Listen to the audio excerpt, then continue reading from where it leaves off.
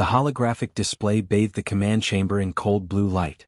War Master Velkin stared at the spinning planet with bored eyes. Another primitive world. Another easy victory to add to his collection.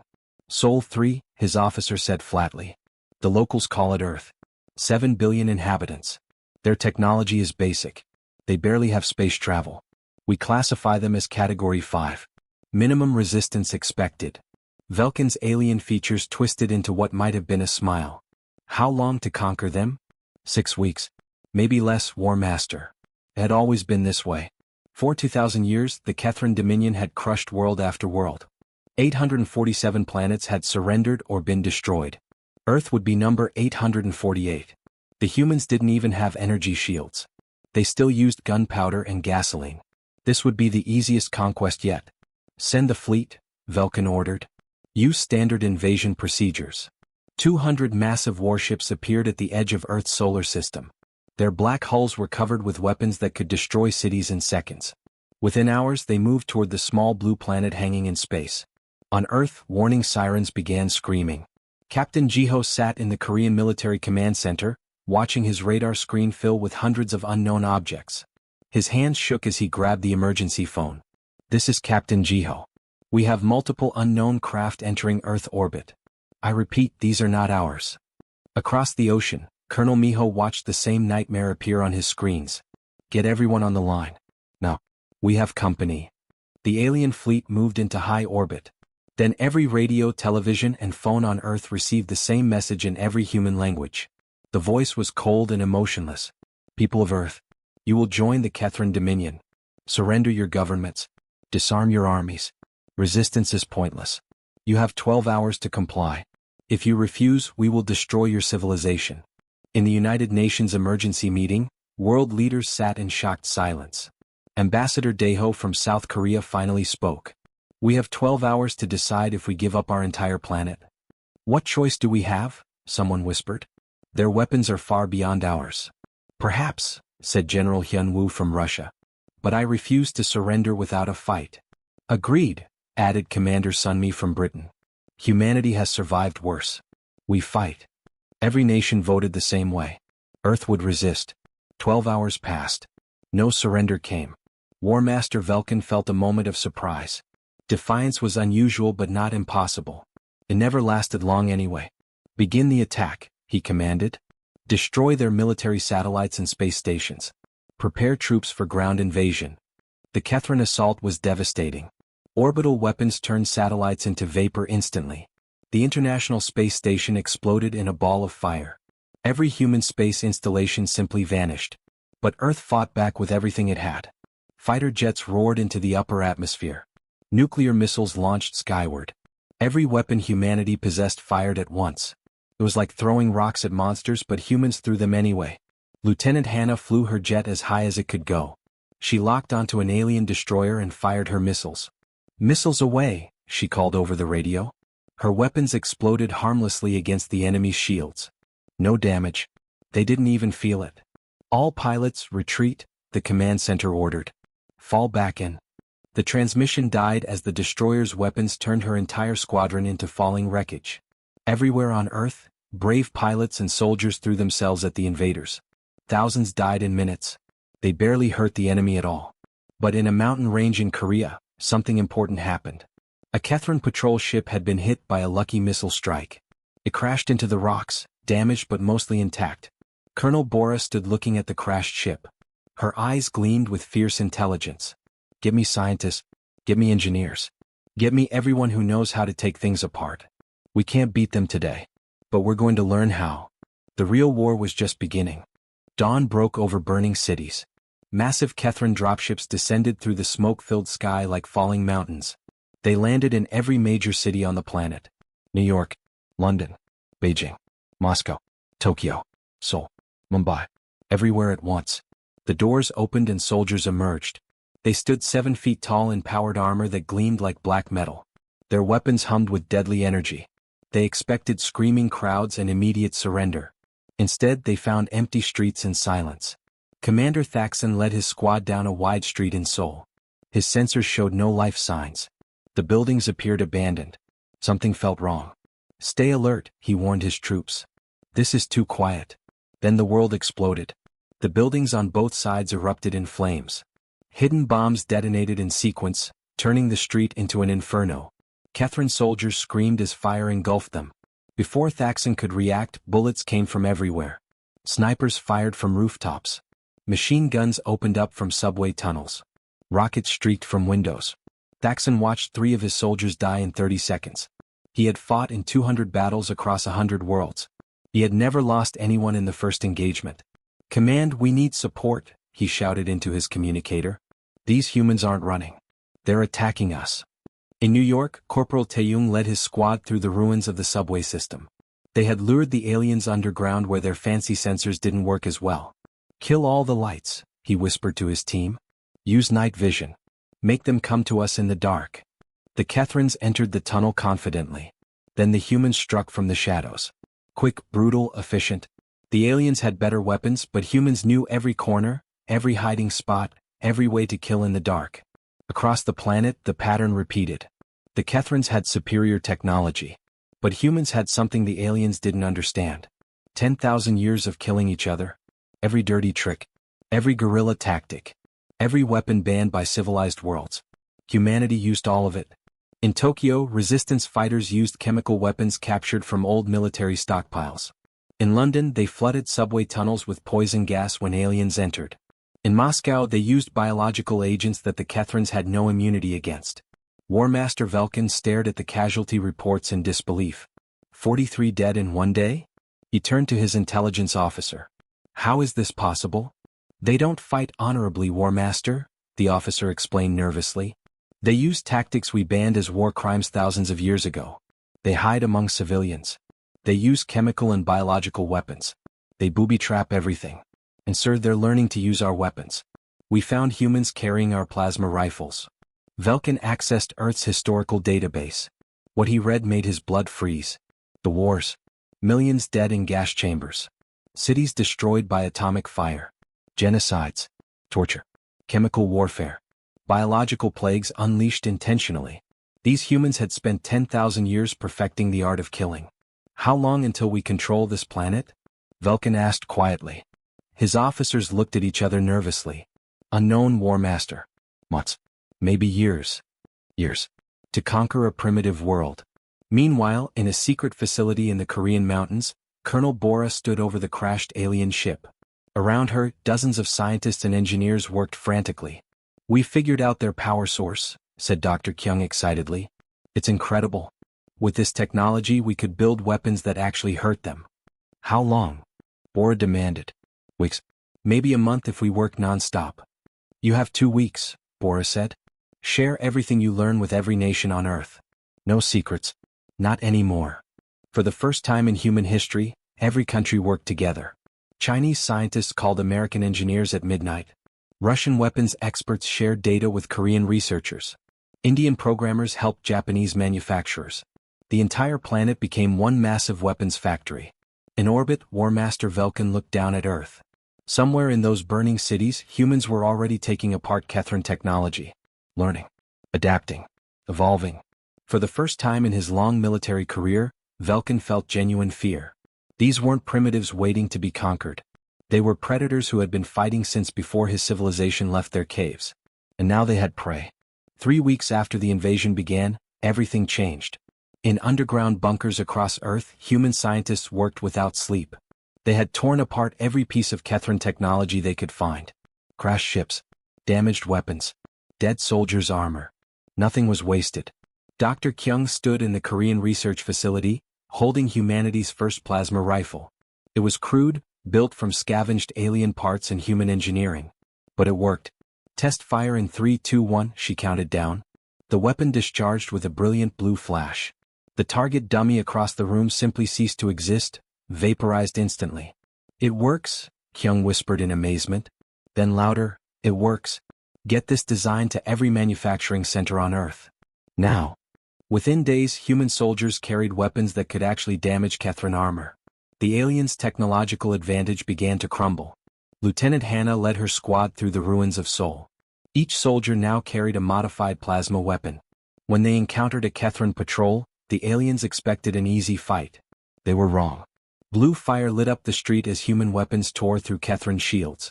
Alien soldiers fell, their armor smoking. The survivors retreated in confusion and fear. "Command," one Kethrin radioed desperately. "The humans have our weapons. They're killing us." But humanity wasn't done adapting. In China, engineers mounted plasma cannons on tanks. In America, fighters' jets were retrofitted with alien power cores.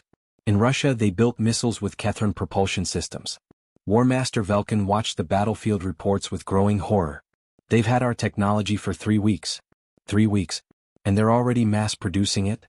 "Yes, War Master," his science officer confirmed. "Their manufacturing capacity is enormous. They're building weapons faster than we can destroy their factories." "Then destroy more factories," Velkin ordered. "We've tried, sir. They hide them underground. In mountains. Underwater. We can't find them all." Velkin made a decision. "Prepare orbital bombardment. We'll burn their cities from space. If we can't conquer them, we'll sterilize the planet." The bombardment began at midnight. Massive energy beams struck Earth from orbit. Entire city blocks vanished in seconds. Millions died in the initial strikes. Seoul, Beijing, London, New York, all became infernos. In her bunker, Colonel Bora watched the destruction on monitors. Tears ran down her face, but her voice stayed steady. "How many nuclear missiles do we have left?" "Everything, Colonel," her aide replied. "Every nation is ready to launch." "Then launch them all," Bora commanded. "Every single one. Aim for their fleet." Thousands of nuclear missiles erupted from hidden silos across Earth. They streaked upward through the atmosphere, leaving trails of fire. The Kethrin fleet tried to shoot them down, but there were too many. Nuclear fire bloomed in orbit like deadly flowers. Kethrin ships died by the dozens, their shields overwhelmed by the sheer number of explosions. Radioactive debris rained down on both the fleet and the planet below. The bombardment stopped. Both sides had been hurt badly. On Earth's surface, 40% of humanity was dead. But the Kethrins had lost half their fleet. In his damaged command ship, Velkin reviewed the casualty numbers with shaking hands. "We've lost more ships here than in our last 50 conquests combined." His officers stood in silence. Finally one spoke. "War Master, they're not stopping. Our analysts project that if they survive, humans will achieve full technological equality with us in 5 years. 5 years. Velkin repeated numbly. "Yes, sir. They adapt faster than any species we've encountered.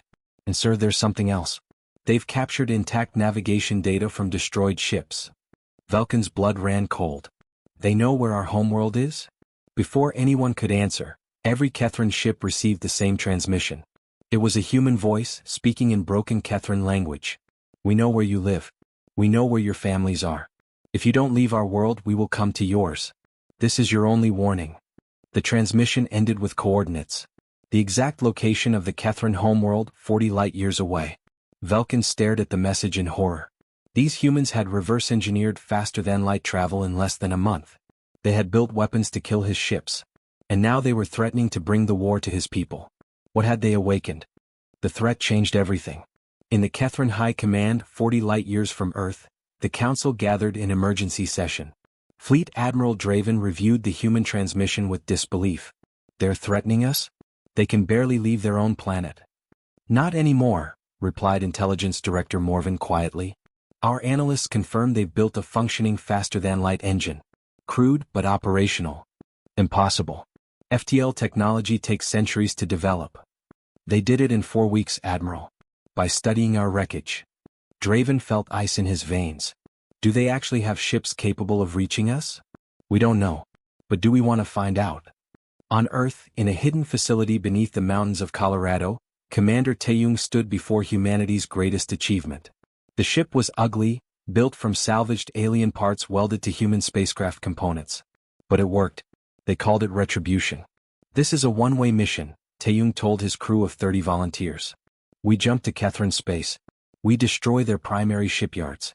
We probably don't come home." "We know," replied pilot Hannah. "Earth needs time. If we can cripple their ability to build more ships, we buy that time." "Anyone wants to leave, now's your chance," Taeyong said. Nobody moved. 24 hours later, Retribution launched. It was humanity's first faster-than-light capable warship. Its hull was packed with every nuclear weapon they could fit. Its crew knew they were dead already. They jumped. The journey took 3 days. When they emerged in Kethrin space, alarms screamed across the alien homeworld. An unknown ship had appeared in their system. Impossible. No enemy had ever reached their territory. This is Earth ship Retribution, Taeyong broadcast. You came to our home. Now we've come to yours. Defense stations opened fire, but Retribution was fast and small. It dodged through their defensive perimeter, heading straight for the massive orbital shipyards where new Kethrin warships were built. All power to engines, Hannah called out. We only get one pass at this. The Kethrin fleet scrambled to intercept, but they were too slow. Retribution streaked past defense platforms, past patrol ships, directly toward the construction facilities. 10 seconds to target, someone counted down. 5, 4, 3.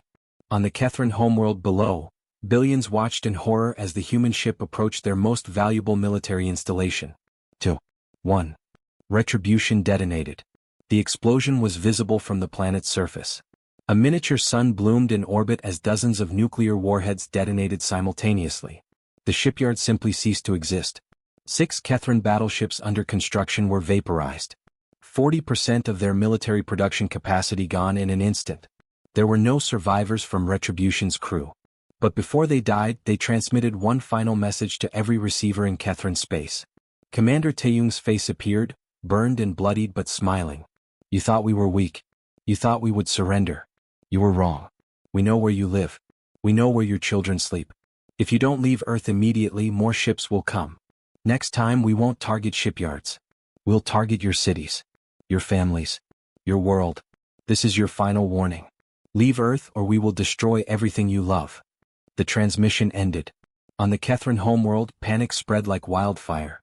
The impossible had happened. Primitives from a backwater planet had struck at the heart of their civilization. Their military leadership gathered in emergency council. They're bluffing, Admiral Draven insisted. They can't have more ships ready. Can we risk that? Morven asked. They've done everything we said was impossible. They learned our technology in weeks. They built FTL drives from wreckage. They found our homeworld and attacked it. What if they're not bluffing? They lost 40% of their population, Draven argued. They're dying. And yet they still attacked us, Morven replied quietly. Admiral, I've studied their history. These beings have survived ice ages, plagues, asteroid impacts, and 10,000 years of warfare against themselves. 40% casualties won't stop them. Nothing stops them. Silence filled the council chamber. What do you recommend? Draven asked finally. We leave Earth. Now. Before they send more ships. For the first time in 2,000 years of conquest, the Kethrin Dominion considered retreat. But retreat was not what High Command ordered. Fleet Admiral Draven stood before the Kethrin ruling council, his voice hard with determination. We cannot show weakness. If we retreat from Earth, every conquered world will see it. They will rebel. Our empire will collapse. Then what do you propose? Asked Supreme Chancellor Vec. Total extermination. We send the Grand Fleet. 1,000 warships. We glass the entire planet. Every human dies. We erase them from existence before they become a true threat. The council voted. The decision was unanimous. On Earth, intelligence networks detected the massive fleet gathering in Kethrin space. Colonel Bora read the reports with a sinking heart. 1,000 ships, she whispered. We have maybe 200 functional craft left. We're outnumbered 5 to 1. Then we die fighting, said General Hyun-woo simply. Word spread across Earth. The final battle was coming. Humanity had weeks at most to prepare. But humans had learned much in 2 months of war. In secret facilities across the planet, Dr. Kyung unveiled humanity's last desperate weapon. We can't match their firepower, she explained to the assembled military leaders. But we can match their numbers. She activated a display showing thousands of small craft. Each was barely larger than a fighter jet. Each carried a crude FTL drive and a nuclear warhead. Each was controlled by artificial intelligence, not human pilots. Drone swarms, Kyung continued. We've built 50,000 of them. Each one is cheap, fast, and expendable. Their shields can stop a few but not thousands. Will it be enough? Bora asked. I don't know, Kyung admitted. But it's all we have. The Kethrin Grand Fleet arrived 2 weeks later. 1,000 warships emerged from faster-than-light travel at the edge of Earth's solar system. It was the largest military force ever assembled in Kethrin history. War Master Velkin commanded the fleet personally. He looked at the damaged blue planet ahead and felt no pity. Only determination. Begin the final assault, he ordered. Leave nothing alive. Earth's defenders launched everything they had. Every ship. Every weapon. Every soldier willing to die. They knew they couldn't win. But they would make the Kethrans pay for every inch. The space around Earth became a storm of fire and death. Then humanity released the swarms. 50,000 drone craft erupted from hidden bays across Earth and the Moon. They moved in coordinated waves, each AI calculating attack vectors in milliseconds. They were too small for capital ship weapons to target efficiently. Too numerous for point defense systems to stop. The first wave reached the Kethran fleet. Nuclear fire bloomed across space like deadly stars. Kethran shields held against a few detonations but not dozens. Not hundreds. Ships began dying. Evasive maneuvers. Velkin shouted. All vessels, defensive formation. But the swarms kept coming. Wave after wave. When one was destroyed, 10 more took its place. The drones sacrificed themselves without hesitation, each one taking a piece of the Kethran fleet with it. The battle lasted 6 hours. When it ended, space was filled with floating debris and radiation. Of the 1,000 Kethran ships, only 47 escaped. The rest were destroyed or too damaged to fight. Velkin's flagship limped away from Earth, its hull breached in a dozen places. He had lost everything. His fleet. His reputation. His certainty. A transmission came from Earth. It was Colonel Bora. You can run back to your homeworld, War Master. Tell them what happened here. Tell them that humans don't know how to surrender. Tell them we will never stop. Never. And if you ever come back, we'll be ready. We'll be stronger. And we'll come for your world next. The transmission ended. Velkin looked at his surviving officers. They were broken. Terrified. They had faced the impossible and lost. Send a message to High Command, Velkin said quietly. The war with Earth is over. We sue for peace. For the first time in 2,000 years, the Kethran Dominion surrendered. 50 years later, human children learned in school about the invasion. About the sacrifice. About the day humanity refused to die. And in military academies across the galaxy, young soldiers from 100 species studied the Earth War. They learned one lesson above all others. Never underestimate humanity's refusal to lose. The end.